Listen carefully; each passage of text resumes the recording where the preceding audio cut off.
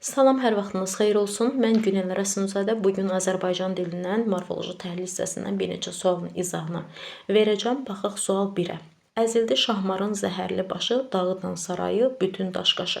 Şeirdəki sözlər hansı nitq hissəsinə aiddir? Gəlin diqqət edək. Əzildi feildir, şahmar isimdir, zəhərli sifətdir, baş isimdir, dağıdın feildir, saray isimdir, bütün əvəzlikdir, daşqaşı isə mürəkkəb isimdir.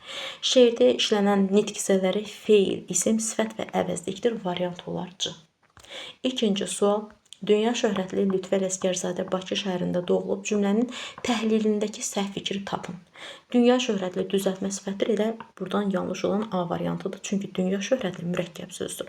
Bakı xüsusi isimdir, yəli haldadır. Doğrudur. Qeyri-müəyyən yəli halda işlənib. Doğulub nəqli keçmiş zamandadır. Düzəltmə fiildir. Bəli, doğmaq sözün köküdür. Ul leksikdir. Ub isə nəqli keçmiş zamanın şəkilçisidir. Şəhərində mənsubiyyət şəkilçilidir. Bəli. Bakının şəhərində buradakı in mənsubiyyət şəkilçisidir. Dadə isə yerlik hal şəkilçisidir. Lütfə Ələsgərzadə mürəkkəb addır. Təbii ki də doğrudur. Yəni variant, səhv variantı olacaq A variantı. Üçüncü sual. O əkir, bu isə buğda biçirdi cümləsinin morfoloji təhlilindəki doğru fikirləri göstərin. Buğda nə sualına cavab verir? Adlıq haldadır. O əkir, bu isə buğdanı biçirdi deyə bilirəmsə, əgər söz olacaq adlıq halda, yox, təsirli halda və təsirli halda olan sözlər, yəni bəziləri qeyri-müəyyənlik bildirdiyi üçün nə sualına cavab verə bilirlər. Biz bilirik ki, ümumiyyətlə ismin qeyri-müəyyənlik bildirən halları yiyəlik və təsirli hallarıdır. Və həmin hallarda qeyri-müəyyənlik bildirdiyi üçün nə sualına cavab verə bilirlər və adlı hala bənzəyirlər, amma müəyyənləşdirmək üçün əsasən şəkilçilərini əlavə edib müəyyənləşdirə bilirik. O səbəbdən birinci fikir yanlışdır. Bu işarə əvəzliyidir, doğrudur. Ümumiyyətlə bu sözü, yəni bu əvəzliyi isim belə əvəz etmiş olsa, kimsə ona cavab vermiş olsa belə, yenə də nitq hissəsi olaraq işarə əvəzliyidir. O işarə əvəzliyidir, kimsə ona cavab verir, fikir yanlışdır. Çünki əgər o sözü kimsə ona cavab verirsə, işarə yox, şəxs əvəzliyi olacaqdı. Əgər kimsə ona cavab verməsə idi, onda işarə əvəzliyi olardı. Fikir yenə də yanlışdır. Əkir, biçirdi, indiki zamanda olan feillərdir. Bəli, o əkir, ir zamandır, indiki zaman şəkilçisidir.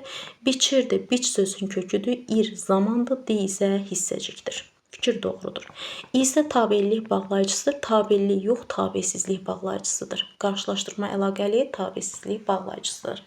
Fikir yanlışdır. O səbəbdən variant olar elə 2 və 4. Dördüncü sual. Bağlandım, bağladım sözlərinin morfoloji təhlilindəki səhv fikri göstərin. Gəlin diqqət edək, sözün kökü bağdır. Bağdan bağlanır. Bağlamaqdan bağladı zaman ım isə şəxs sonluğudur. Sözün kökü bağdır, bağdan bağlamaq, bağlamaqdan bağlanmaq, d zamanda mı isə şəxs sonluğudur. Hər ikisi səhv istəyir bizdən, hər ikisi birinci şəxsin təkindədir, doğrudur. Çünki mən bağladım, mən bağlandım deyə bilirəm. Kökü isim olan düzəltmə feillərdir, təbii ki də. Quruluşca düzəltmədir, əlbəttə. Hər ikisi məlum növdədir. Hər ikisi məlum növdə deyil. Birincisi məlum növdədir, ikincisi isə qayıdış növdədir. Çünki mən bağlandım, işi mən öz üzərimdə görmüşəm. O səbəbdən də olacaq qayıdış növdə fikir. Burada yanlış fikir olacaq D variantı. Təsdiqdədirmi? Təbii ki də. 5-ci sual. Ətrafındakıları sınayıcı nəzərlərlə süzüb evə keçdi cümləsinin morfoloji təhlili ilə bağlı səhvi tapın. Nəzərlərlə, qoşma ilə işləmiş adlı hallı isimdir. Təbii ki də nəzərlər ilə deyə bildim. O səbəbdən doğrudur. Ətrafındakıları sınayıcı düzəltmə sifətidir. Təbii ki də ətraf sözün köküdür. Dakıdakı leksikdir. Sınamaq sözün köküdür. Icı, leksik şəkilçidir və sifət düzəldir. Süzüb feili bağlamadır, süzərək də deyə bildiyimə görə mən dəqiqləşdirdim. Evə hara sualına cavab verir, yer zərfidir, xeyr. Evə sözü ümumiyyətlə biz bilirik ki, konkret məkan bildirən sözlər nitq hissəsi olaraq isimdir. Yəni yer zərfi deyirlər.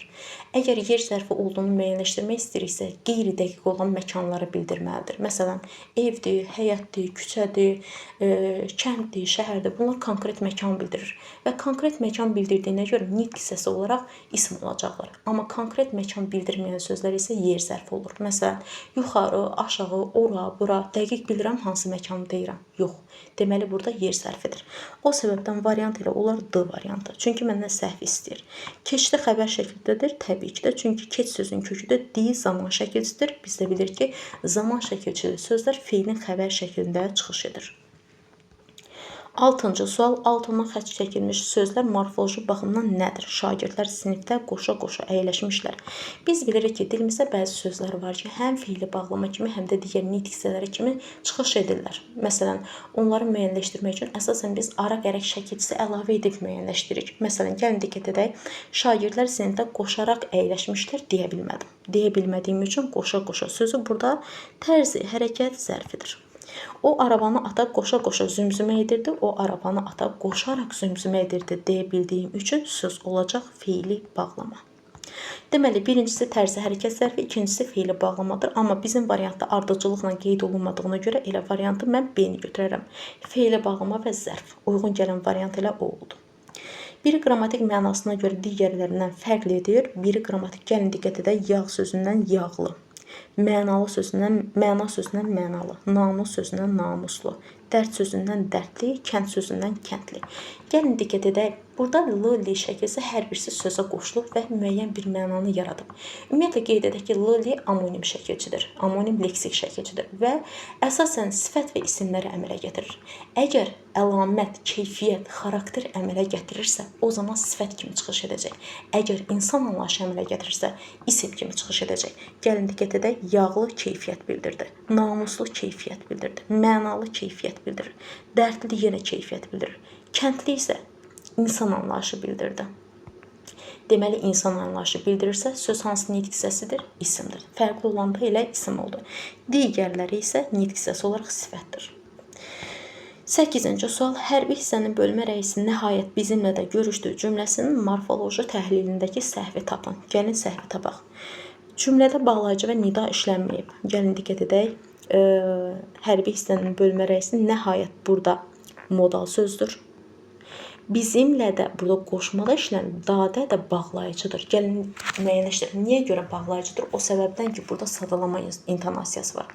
Yəni, hərbi hissənin bölmə rəisi digərləri ilə görüşüb, bizimlə də görüşüb. Burada sadaladı və dadə burada nədir? Bağlayıcıdır. Amma deyir ki, cümlədə bağlayıcı işləməyib, o səbəbdən yanlış olan variant elə A variantıdır. Nida olmasına heç baxmayacağım. Deməli, bugünlük izahım bu qədər. Əgər izahım sizlər üçün yararlı oldusa, kanalımıza abunə olmağı, videolarımızı bəyənməyi unutmayın. Hələlik.